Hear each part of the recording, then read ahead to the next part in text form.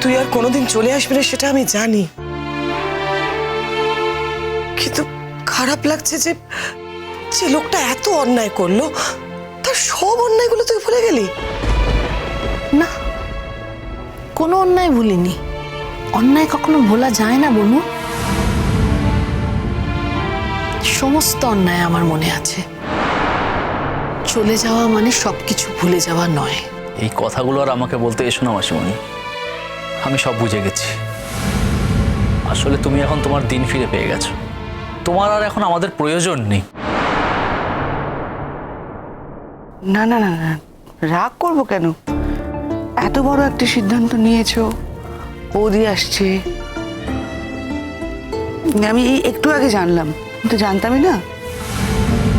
এই সংসারের জন্য আমি কিচ্ছু করতে পারিনি, কিন্তু 1% যদি হয় তাহলেও তো করেছি। একটা অভিমান বা রাগ যেটাই বলো সেটা তো হবেই, আমি মানুষ আফটার। আমরা আমরা একটা এক্সপেকটেশন থেকে যাচ্ছি। আমরা আদৌ জানি না মা আসবে কি আসবে না। আচ্ছা, এই যে সাজিয়ে গুছিয়ে রেখেছো, মানে দাদা দেখলে বা জিজ্ঞেস করলে কি বলা হবে? আমার বিশ্বাস মা ঠিক আসবে। আঙ্কেল এইটুকু রাজি করাতে ঠিক পারবে। কি বলতো, আঙ্কেলের এই অবস্থায় না আন্টিকে সব থেকে বেশি প্রয়োজন। না তুমিও আছো। আরে বাবা জানি, তুমি তো আছোই, তোমার কোনো তুলনা হয় না। তুমি যেটা করবে সেটা অন্য কেউ করতে পারবে না। তবু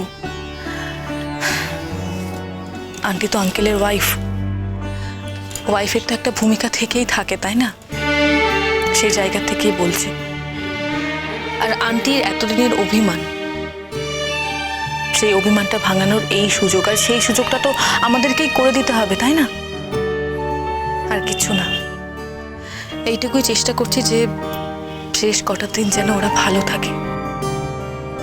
দুজনেরই তো বয়স হয়েছে, একসাথে থাকলে হয়তো ওদের আয়ুটাও বাড়বে।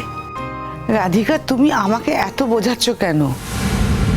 মানে বৌদি এখানে এসে থাকবে তাতে আমার কোনো আপত্তি থাকার কথা কি? আমার আপত্তি নেইও।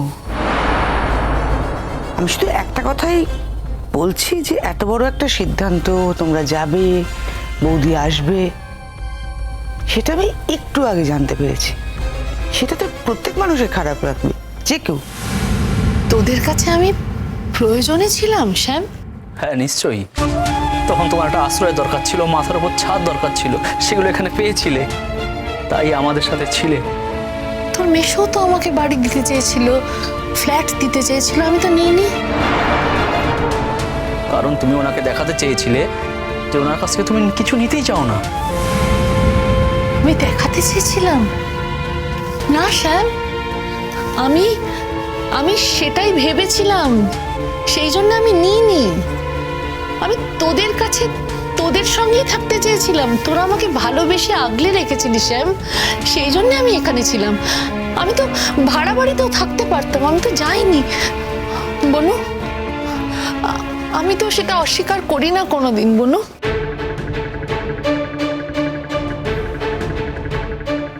থাকলে দিদি, বোন তার দিদির জন্য কি করেছে সেটা স্বীকার করা অস্বীকার করায় কি এসে যায়? তুই তো ডিসিশন নিয়েছিস, তুই চলে যাবি, তাই আমি কিন্তু মাসি তোমাকে নিয়ে যেতে পারবো না। ভয় দেখাচ্ছিস? না নিয়ে যেতে পারলে নিয়ে যাবি না, আমি একাই যাব। সেদিনও তো আমি তোকে যেতে বলিনি, তুই তো আমাকে একা ছাড়তে পারিসনি বলেই গেছিলি। হ্যাঁ, এখন তো তোর ছেলে গাড়ি নিয়ে আসবে তোকে নিতে, তোর তো আর কোনো অসুবিধে নেই, তোর বৌমাও আসবে, সবাই আসবে। জ্যোতির্ময়দার শরীর খারাপ তাই সে আসতে পারছে না, একদিন সেও ভালো হয়ে যাবে, তারপর তোকে নিয়ে যাবে। তুমি আজকে যেগুলো করছো না, আনএক্সপেক্টেড। কি করেছি রে আমি? আমি আমার স্বামীর কাছে ফিরে যাচ্ছি। আমি তো ডিভোর্স করিনি বল, আমার শাঁখা সিঁদুর সব আছে, কিচ্ছু আমি মুছে ফেলিনি। আমি তো কোনোদিন অন্য মানুষের দিকে ফিরেও তাকাইনি, আমার তো ওই একজনই ছিল। হ্যাঁ, তুই বলতে পারিস যে ওই মানুষটা একজনকে ভালোবেসেছিল, এখন যদি সে বেঁচে থাকতো তাহলে কি আমি যেতাম? সেটা একটা প্রশ্ন। মাসি তুমি একটা কথা বলো, যদি যদি বেঁচে থাকতো তাহলে কি তোমাকে যেতে বলতো? আর বেঁচে থাকাকালীন কোনোদিনও বলেছেন? এখন ওখানে তোমার প্রয়োজন ওই সংসারে, কেউ নেই, আর ছেলেও কথা শোনাচ্ছে, তাই তোমাকে যেতে বলছেন, না হলে আজকেও নিয়ে যেতেন না। পিসিমণি, এখনো কোনো পাকাপাকি সিদ্ধান্ত নেওয়া হয়নি। আর আপনার সিদ্ধান্ত নেওয়ার কে? মা আসতে পারে, সেটা একটা আনন্দের বিষয়, আমাদের প্রত্যেকের ভালো লেগেছে। ওর একটা নিজস্ব চিন্তাধারা থেকে এই জিনিসটা করেছে, একটু সাজিয়ে গুছিয়েছে ফুল দিয়ে, দুটো বালিশের জায়গায় 4টে বালিশ রেখেছে। তো সমস্যা কোথায় বলো? ঠিক আছে, কোনো সমস্যা নেই।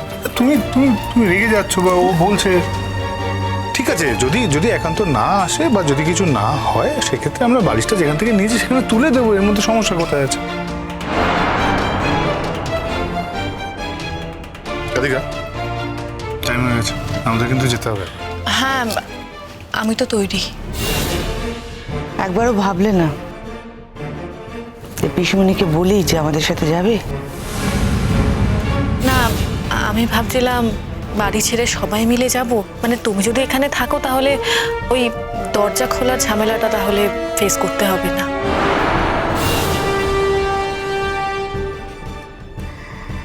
দরজা খোলাটা তো একটা কাজ না। তুমি সব ঠিক করে ফেলেছো দেখছি।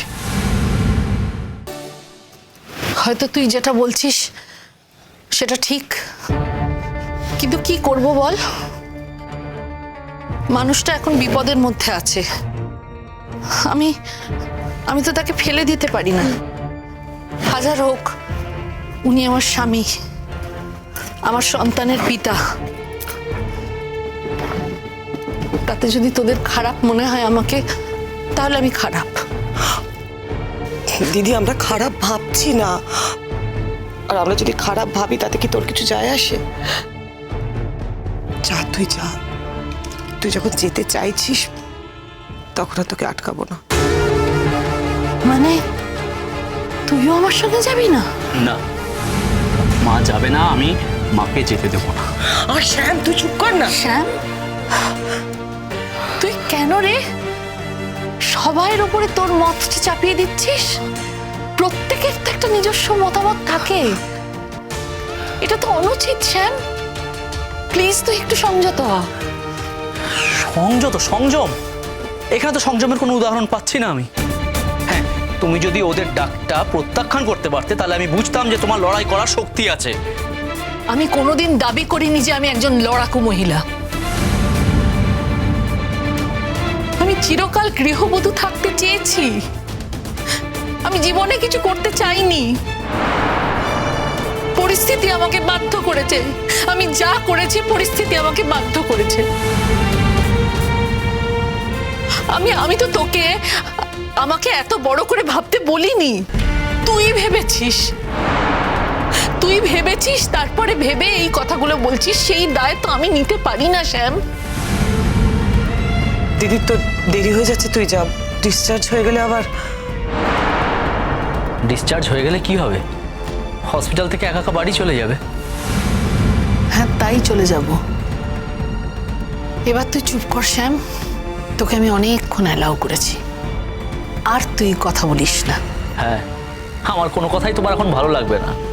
তোমার নিজের ছেলে আছে, এখন আমার কথা ভালো লাগবে কেন? এসব বালখিল্যতা না তোকে মানায় না। আর তুই এখন কচি বাচ্চা নোস যে এই ধরনের কথাবার্তা বলবি। পিসিমণি, সরি, আমি কিছুই ঠিক করছি না। তোমার যেটা মনে হয় তুমি সেটাই করো। আমি তো জাস্ট বললাম। আমি তৈরি আছি, এটুকুই বলেছি। হ্যাঁ, বাকি কথা বলা আমার ভুল হয়েছে। তোমার হয়ে আমার এত কিছু ভেবে নেওয়াটা ঠিক না। পিসিমণি, তুমি আজকাল সামান্য বিষয়ে কেমন টাচি হয়ে গেছো দেখেছো? সামান্য কথাগুলো তুমি কিভাবে ধরছো দেখতে পাচ্ছ? এটা তো ধরার কোনো ব্যাপারই নয় পিসিমণি। তোমার যদি ইচ্ছা হয় তুমি চলো, আমরা তো চাই তুমি যাও। বাবাকে নিয়ে ওখান থেকে চলে আসবো সবাই মিলে। সরি, আমি নিজের ভেবে অনেক কথাই বলে ফেলেছি। সরি, আমি আর কোনোদিনও বলবো না। আমার ভুল হয়ে গেছে। না রাধিকা, তুমি কিন্তু ভুল করো না। খুব অদ্ভুতভাবে সব ঠিক ঠিক কাজগুলোই তুমি করো, এবং এতটাই ঠিক আজ যে তোমার বর, আমার অনির্বাণটাও একদম বদলে গেছে। তার প্রত্যেকেই খুব মুগ্ধ তোমাকে নিয়ে। হ্যাঁ, তুমি বলবে কি?